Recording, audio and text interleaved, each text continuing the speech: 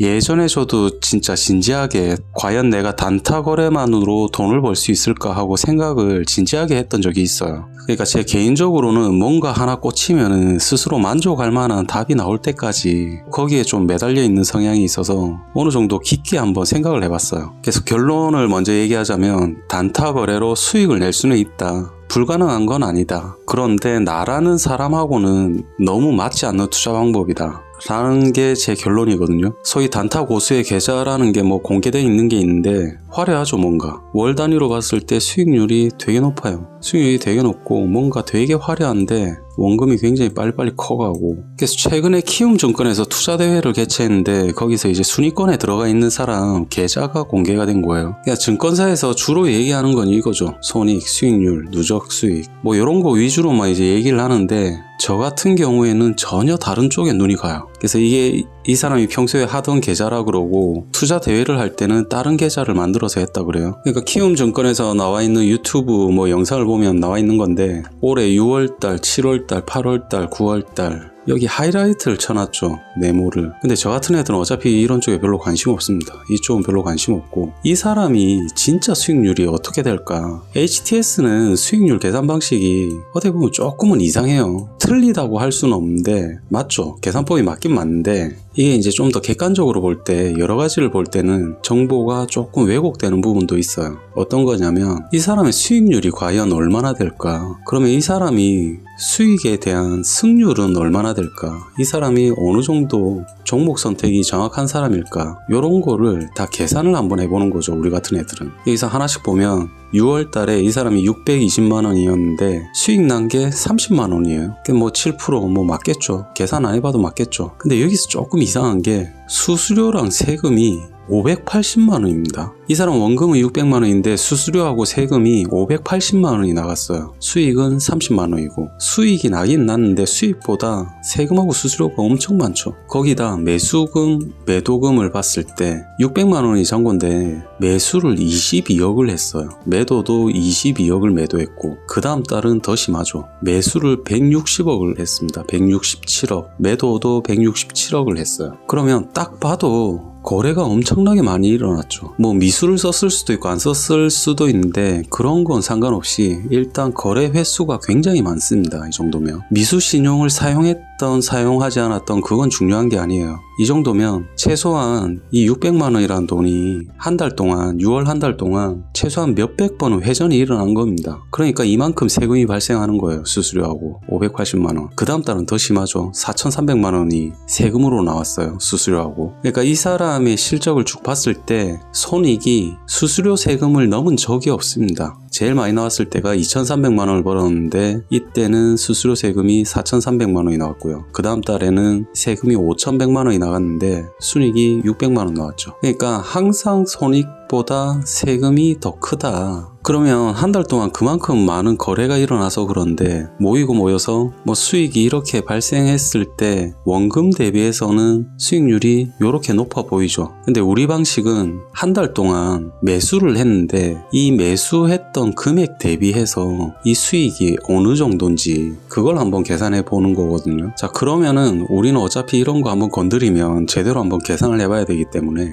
6월 달에 이 사람 자산은 신경 쓰지 말고 매수했던 금액이 22억을 매수했습니다. 이게 회전이 몇 번 돌아갔던 상관없이 일단은 총 매수했던 금액이 22억 4천만 원. 여기서 순수익이 30만 원이 나왔어요. 그러면 매수 금액 대비해서 수익률을 계산해보면 0.02%거든요. 1%가 안 돼요. 그럼 순수익이 제일 높았던 때가 7월인데 2,300만 원을 벌었을 때 이때도 매수 금액 전체를 대비해서 본다면 수익률이 0.14%거든요. 그러니까 월 단위로 봤을 때 매수 금액 대비해서 1% 이상 수익이 나는 적이 한 번도 없습니다. 그럼 어떤 식의 거래가 일어나고 있는지 계산을 한번 해보면 6월 달에 이 자산이 회전이 그냥 들어간다고 계산을 해보면 22억 4천만 원 단순하게 나누기를 해봤을 때 361번이 나와요. 그러니까 361번의 거래가 있었습니다. 361번 매수하고 매도하고 자기 돈을 나눠서 거래를 한 게 아니라 한 번에 다 들어갔다라고 가정을 했을 때 실제로는 이것보다 더 많겠죠. 이거는 최소죠. 최소 거래량이 361번이 매수 매도가 일어났습니다. 요거는 최소고 최대는 알 수 없죠. 그러니까 거래가 굉장히 많이 일어났죠. 그럼 그러면 이 사람은 단타 고수라고 생각을 해서 손실이 났을 때 바로 손절을 한다고 치고 마이너스가 났을 때 요것보다 굉장히 작은 손실이 났지만 바로 손절을 한다고 가정하고, 왜냐면 이 사람 투자 고수니까, 대신 수익이 났을 때는 약간 더 길게 가져가는, 이때보다는 좀 더 길게 가져가는 식으로 이제 계산을 한번 해보면, 뭐 예를 들면 그런 거죠. 하락일 땐 0.5% 이내에서 뭐 손절을 한다든지 아니면 1%에서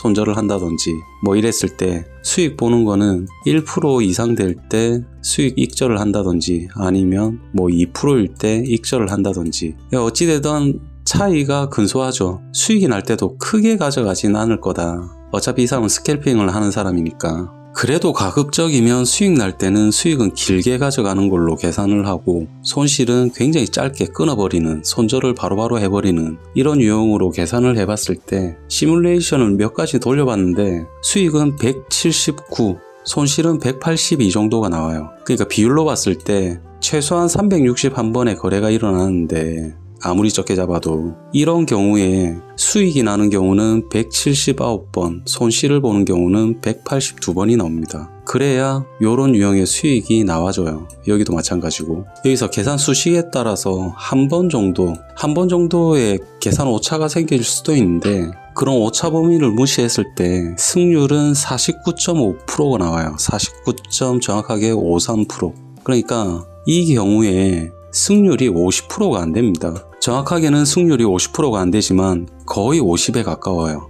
거의 50대 50이라고 볼 수 있고, 이거는 어떻게 보면 동전 던지기하고 비슷한 거거든요. 그러니까 이런 경우에 이 사람이 종목을 보는 거 아니면 종목에 진입하는 타이밍, 이건 사실 크게 의미가 없는 정도예요. 그냥 운이죠. 그런데도 여기서 수익이 가능했던 이유는, 첫 번째는 182번의 손절을 굉장히 정확하게 시킨 거죠. 그리고 179번의 수익을 낼 수 있는 거래를 가급적이면 수익을 조금이라도 더 볼 수 있는 방향으로 이제 노력을 한 거겠죠. 그러니까 단타 고수의 계좌를 보고 이제 계산을 해봤을 때 어떻게 보면 매수 매도를 할 수 있는 기술을 극대화시키고, 그리고 최소한 360번 이상의 거래가 일어나는데 그 중에 절반 이상 손실이 나는 구간에서 이걸 손절을 칼같이 지키는 거예요. 사실 49.53%라고 했지만 50대 50이나 마찬가지입니다. 한 번은 수익이 나고, 한 번은 조그맣게 수익이 나고, 한 번은 조그맣게 손실이 나고, 수익 나고 손실 나고, 수익 나고 손실 나고, 이거를 반복을 여러 번을 하는데, 그걸 하면서 자기 심리를 자기가 제어한다는 것 자체가 엄청난 스트레스죠, 사실은. 그러니까 손실하고 수익 사이에서 심리적인 압박감을 엄청나게 느낄 수가 있는데, 이런 자신의 심리를 잘 관리하는 거, 이게 더 중요하죠. 50대 50의 게임에서 종목을 선정하는 거 아니면 진입하는 타이밍, 이것보다도 손절을 깎아내는 기술, 수익일 때 조금이라도 더 가져가는 거, 이걸 여러 번 반복할 때 심리적으로 흔들리는 걸 자기가 계속 컨트롤하는 거. 사람이 기계가 아닌데 감정이 있으니까, 근데 마치 기계처럼 그냥 계속 거래를 해야 되는, 그게 어떻게 보면 제일 중요한 조건이 되는 거죠. 그러니까 단타 고수가 수익 내는 규칙을 좀 정리하자면, 거래가 굉장히 활발한 종목을 고른 다음에 진짜 많은 거래를 짧은 시간 동안 반복해야 돼요. 처음에 자기가 잘못 들어갈 수도 있죠. 종목을 잘못 고를 수도 있고 진입 타이밍이 틀릴 수도 있어요. 근데 여러 번 굉장히 많이 반복하면 짧은 시간 동안에 결국에는 50대 50으로 맞춰지는 거예요. 동전 던지기처럼 앞이냐 뒤냐 그런 확률로 간단 말이에요. 자기가 수익이냐 아니면은 손실이냐, 이거를 수백 번 이상 짧은 시간 동안 몇백 번 이상 거래를 해버리면 결국에는 50대 50의 비율이 나오니까. 근데 이제 그럴 수 있겠죠. 만약에 뭐 6월 달에 거래 시작한 지 몇 번 안 됐는데 초반에 연속적으로 뭐 수익이 뭐 계속 나왔다고 쳐요. 그러면 그때 그만해야 돼요. 그달은 그때 그만하고 잠깐 쉬어버려야 됩니다. 왜냐면 더 하면 할수록 분명히 여기에 수렴하니까 손실이 나는 구간이 연속적으로 또 나올 수도 있단 말이에요. 그러니까 확률상 손실 볼 수 있는 거래가 뒤에 쭉 나와버릴 수 있으니까 앞에 수익 났던 거 이거를 다 깔아 먹어버릴 수도 있단 말이에요. 그러니까 수백 번을 돌리는데 어떻게 봤을 때 수익 나는 부분이 이만큼 몰려있을 수도 있잖아요, 앞쪽에. 결국에 50대 50이지만 그랬을 때 그냥 여기서 털고 일어나는 거죠, 그달은. 만약에 손실이 많이 났다, 초반에 굉장히 거래 횟수를 확 늘려버리는 거죠. 그러면 결국에는 여기에 수렴할 테니까 수익 나는 구간도 나와버릴 거란 말이에요. 그 일반 사람이 견디기가 힘든 게 이런 거죠. 최소한 이 거래에서 361번의 거래가 있었는데 매번 거래 전체 금액을 올인할 때죠. 이건 361번이 나오는데 최소한 361번 이상의 거래가 있었는데 이 중에 180번 이상이 손실 거래란 말이에요. 손절을 할 때 하더라도 더 짧은 기간 동안 손절을 하려고 더 노력을 해야 되기 때문에 진짜 수없이 많은 손절을 기계처럼 해야 되죠. 이건 사실 일반 사람이 견디기가 힘들 만큼 굉장히 어렵거든요. 근데 이제 인터넷에 전업으로 나는 트레이더가 한번 돼보겠다, 요런 사람들이 제일 많이 물어보는 게 종목 발굴법이에요. 종목 발굴법이나 아니면은 타이밍을 어떻게 잡아야 되냐, 이거 제일 많이 물어보거든요. 근데 이번에 나온 단타고수의 계좌를 봤을 때 종목 발굴이라든지 타이밍 같은 거는 크게 중요하지는 않다. 대신 손절하고 익절하고 요 기술을 익히는 거랑 심리를 제어하는 거, 그게 훨씬 중요하다. 어차피 종목 선택 같은 경우는 트레이더들이 많이 몰리는 종목에 들어가면 되죠. 그날 거래량이 많이 터지고 뭐 무슨 이슈가 있는 종목들. 타이밍 같은 경우도 그렇죠. 어떻게 보면 50대 50이니까 많이 하면 할수록 그냥 여기에 수렴하니까 이것도 어떻게 보면 거의 운의 영역이죠. 근데 만약에 초보자가 전업 트레이더를 생각한다라고 하면 한 달 동안에 최소한 몇십억이 넘는 이런 금액, 이거를 거래할 각오를 해야 되거든요. 처음에 원금 600만원 가지고 시작해도 22억이 나오잖아요. 1000만원 단위 올라가면 160억이 나오고, 그러니까 한 달 동안 최소한 몇십억, 몇백억을 매수하고 매도할 각오를 해야 되는 거죠. 근데 초보자가 과연 그런 각오를 가지고 시작을 할까? 대부분이 그렇지 않을 거라고 저는 생각하거든요. 또 그런 생각을 하면서도 동시에 단타고수라고 하는 사람의 승률이 50% 정도 수준일까? 아니면 50%도 안 되는 승률일까? 이런 거를 생각을 해보고 전업 투자를 시작하는 그런 초보자가 있을까요? 뭐 있을 수도 있는데 아마 그렇게 많지는 않을 거라고 생각해요.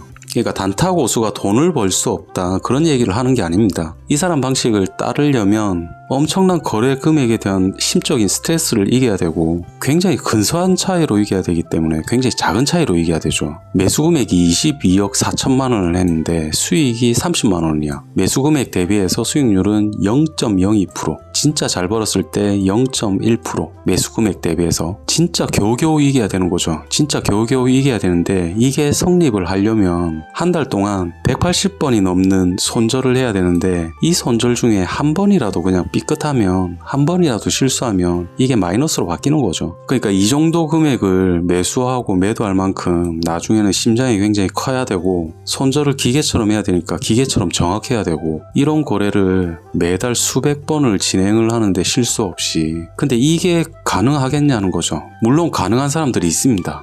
물론 가능한 사람들이 있는데 나는 아닌 것 같다는 거죠. 저 같은 경우는 나는 자신 없다. 그런데도 불구하고 이런 단타는 안 없어질 겁니다. 계속 있을 거예요. 왜냐면 이 사람들이 내는 수수료를 보면 수익이 났을 때도 이만큼 수수료를 내지만 이 사람이 손실을 나도 이만큼 수수료하고 세금을 내거든요. 그럼 한 명이 매달 몇천만 원씩 이렇게 돈을 벌어다 주는데 증권사에서 홍보를 안 하겠습니까? 카지노에서 누가 잭팟이 터지면 대대적으로 그냥 알려주는 거하고 같은 이유죠. 확률상 단타 고수가 되는 사람은 단타 치는 사람들 중에서도 한 5%가 안 돼요. 나머지 사람들은 전부 증권사에다 파산할 때까지 그냥 돈을 갖다 바치는 거죠.